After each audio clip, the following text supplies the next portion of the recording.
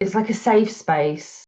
Yeah, I've genuinely met tons of people, but I'm going to focus on one particular group because I've found it so valuable.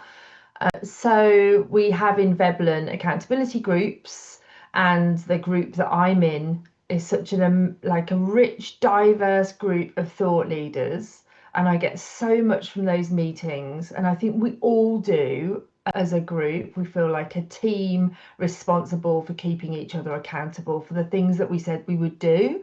And some of that linking back to the discomfort that I mentioned earlier. We talk about the things that are uncomfortable, and then we kind of challenge each other to really, approach them and get on with it. And then we meet up again and talk about how we did that. But it just keeps you on track.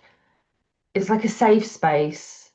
And so, although I've met tons and tons of amazing people, I think I'll just mention those guys here. There's a note, I can't tell you how different everybody in that group is. Really super different bunch of people. And I think we talked about diversity earlier and how it's important. It's important because those different voices in the room really help bring different perspectives, and that's what fuels growth, right?